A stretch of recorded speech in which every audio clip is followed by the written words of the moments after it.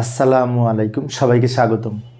প্রিয় শিক্ষার্থী বন্ধুরা, আজকে আমি যে হিসাব বিজ্ঞান বিষয়ের ষষ্ঠ অধ্যায় সম্পর্কিত এই যে প্রাপ্য হিসাবের হিসাব রক্ষণ সংক্রান্ত ঢাকা বোর্ড 2017 সালে যে সৃজনশীল প্রশ্নটি এসেছিল ওই প্রশ্নটির সঠিক সমাধানের চেষ্টা করব।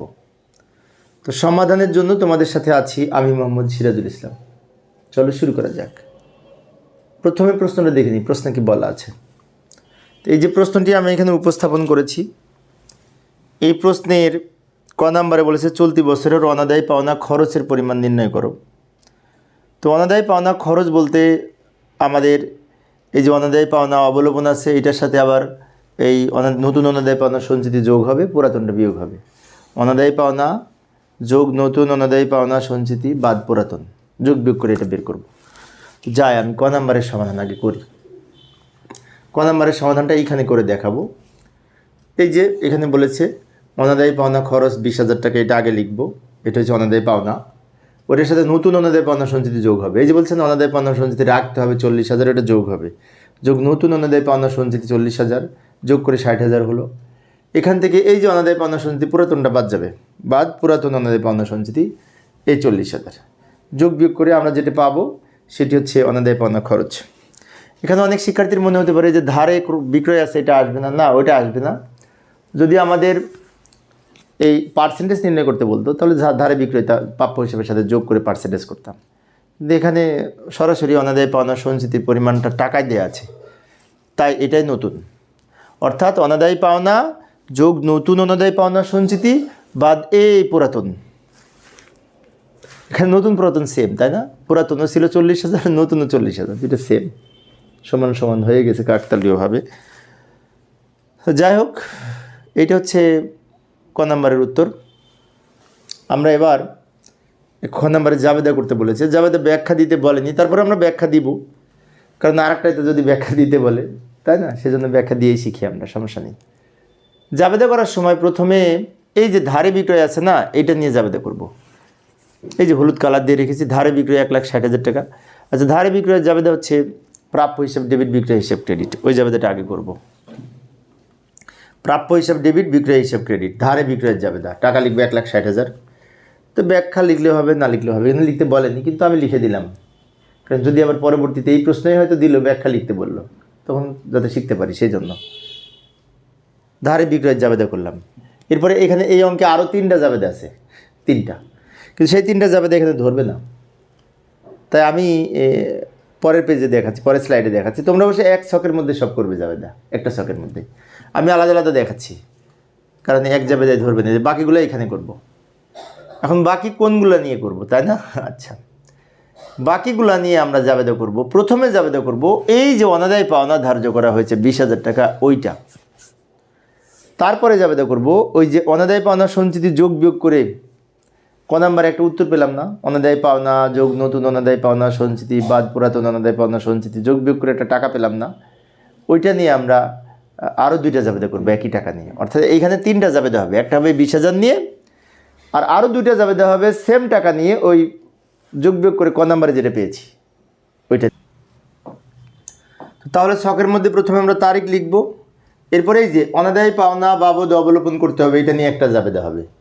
এখন অনাদায়ী পাওনাটা অবলোপন করার ফলে অনাদায়ী পাওনা সঞ্চিতি কমে যায়, কারণ অনাদায়ী পাওনা সঞ্চিতি হতেই অবলোপন করা হয়, তাই অনাদায়ী পাওনা সঞ্চিতি ক্রেডিট উদ্বৃত্ত কমে গেলে ডেবিট হবে, সেজন্য অনাদায়ী পাওনা সঞ্চিতি হিসাব ডেবিট করলাম। আর প্রাপ্য হিসাব ক্রেডিট হবে, কারণ এটি প্রাপ্য হিসাব থেকেও বিয়োগ হয়। এই 20,000 টাকা ব্যাখ্যায় লিখতে পারি, অনাদায়ী পাওনা লিপিবদ্ধ করা হলো, ব্যাখ্যা না লিখলেও হতো, এখানে লিখতে বলেনি, কিন্তু তারপরে আমরা লিখলাম বোঝার জন্য, মানে শেখার জন্য।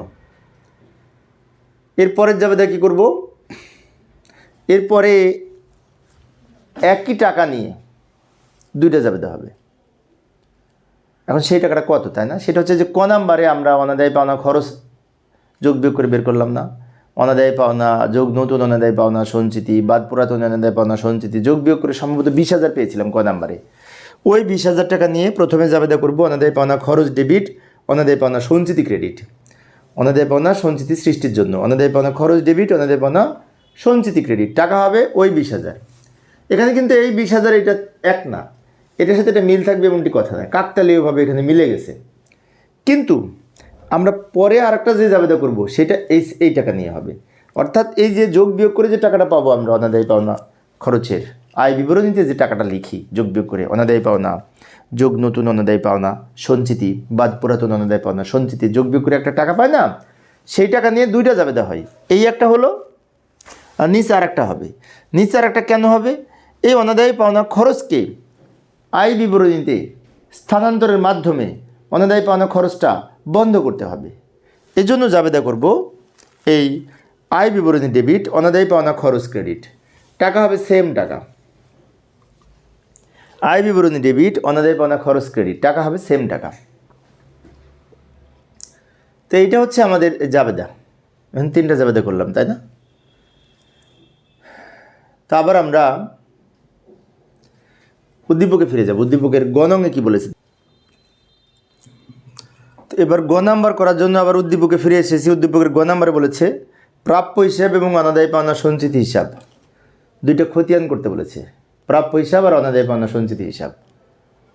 তো প্রথমে প্রাপ্য হিসাবটা প্রস্তুত করব। তো প্রাপ্য হিসাব প্রস্তুত করার জন্য প্রাপ্য হিসাবে ছক অঙ্কন করলাম এবং এই নিচেরটা কিন্তু আমাদের উত্তর, আর উপরে প্রাপ্য হিসাব সম্পর্কিত যে জাবেদাগুলি ছিল, জাবেদা এবং অন্যান্য তথ্য ছিল প্রাপ্য হিসাবে, সব আমি এখানে উপরে একটু এলোমেলো করে লিখে রেখেছি। ওইগুলি উদ্দীপকের অংশ, ওইগুলো আমাদের অঙ্ক করতে সুবিধা হবে। যেমন প্রথমেই ছিল প্রাপ্য হিসাব 4,80,000 টাকা, ওইটা উদ্বৃত্ত ছিল, তো আমরা ওইটা ব্যালেন্স বিডি বলে এই 4,80,000 টাকা ডেবিট দিকে লিখব। প্রাপ্য হিসাবের ওপেনিং ব্যালেন্স ওইটা দেয়া ছিল। আচ্ছা, এরপরে এই যে এখানে একটা জাবেদা হবে ধারে বিক্রয়। ধারে বিক্রয়ের জাবেদা কি? প্রাপ্য হিসাব ডেবিট, বিক্রয় হিসাব ক্রেডিট। তো এখানে বিক্রয় হিসাব বলে প্রাপ্য হিসাবে ডেবিট দিকে টাকা লিখব। তাহলে ডেবিট ছিল 4,80,000, ডেবিট আসলো 1,60,000, এই দুটো যোগ করে এখানে লিখব 6,40,000। আচ্ছা, প্রাপ্য হিসাব সম্পর্কিত আরেকটা জাবেদা ছিল এই যে এইখানে জাবেদার মধ্যে, আমি জাবেদার কিছু অংশ এখানে ছোট্ট করে লিখে রেখেছি। এই যে অনাদায়ী পাওনা সঞ্চিতি ডেবিট, প্রাপ্য হিসাব ক্রেডিট। তো এখানে অনাদায়ী পাওনা সঞ্চিতির নাম লিখে প্রাপ্য হিসাবের ক্রেডিট দিকে টাকা লিখব 20,000। 6,40,000 থেকে 20,000 বাদ দিলে 6,20,000 হয়। আমাদের উত্তর কিন্তু নিচের এইটুকু। উপরেরটুকু আমি এই খতিয়ান করার জন্য ওই কিছুক্ষণ আগে যে জাবেদা করেছি খ নাম্বারে তার কিছু অংশ কিন্তু নিয়ে এসে রেখেছি, আর এটা হচ্ছে এই দুই লাইন উদ্দীপকের অংশ। আচ্ছা, তো এইটা হচ্ছে আমাদের এই প্রাপ্য হিসাব। আরেকটা খতিয়ান করতে বলেছে অনাদায়ী পাওনা সঞ্চিতি হিসাব, সেটাকেও আমরা এইভাবে চলমান জের ছকে করতে পারি। অনাদায়ী পাওনা সঞ্চিতি ছক অঙ্কন করলাম। তো খতিয়ানের ছক অঙ্কন করার পরে এবার খতিয়ানের মধ্যে লিখব এই জাবেদা দিকে মূলত লিখব, কিন্তু জাবেদার আগে আমাদের অঙ্কের মধ্যে এই অনাদায়ী পাওনা সঞ্চিতির 40,000 টাকা প্রারম্ভিক উদ্বৃত্ত ছিল 1 তারিখের, ওইটা আগে লিখব ব্যালেন্স বিডি বলে। অনাদায়ী পাওনা সঞ্চিতি যেহেতু ক্রেডিট ব্যালেন্স, স্বাভাবিক জের ক্রেডিট, তাই অনাদায়ী পাওনা সঞ্চিতির ক্রেডিট দিকে টাকা লিখব 40,000 টাকা, প্রশ্নে দেওয়া ছিল। আর বাকি অবশিষ্ট অংশটুকু জাবেদা থেকে লিখব। জাবেদায় কী বলেছে? অনাদায়ী পাওনা সঞ্চিতি ডেবিট, তাহলে অনাদায়ী পাওনা সঞ্চিতি ডেবিট দিকে টাকা লিখব, নাম লিখব ক্রেডিটের প্রাপ্য হিসাব। প্রাপ্য হিসাব নাম লিখে ডেবিট দিকে টাকা লিখব, ডেবিট দিকে। এবার ক্রেডিট ছিল 40,000, ডেবিট হলো 20,000, ক্রেডিট থেকে ডেবিট বাদ দিয়ে 20,000 টাকা ক্রেডিট থাকে, তাই পার্থক্য ক্রেডিট বেশি, তাই 20,000 টাকা ক্রেডিট দিকে লিখব, যেহেতু ক্রেডিট বড়। ক্রেডিট থেকে ডেবিট বিয়োগ করে ক্রেডিট দিকে লিখলাম। আরেকটা আছে অনাদায়ী পাওনা খরচ ডেবিট, অনাদায়ী পাওনা সঞ্চিতি ক্রেডিট। তো এখানে অনাদায়ী পাওনা খরচ নাম লিখে অনাদায়ী পাওনা সঞ্চিতি ক্রেডিট দিকে টাকা লিখব 20,000।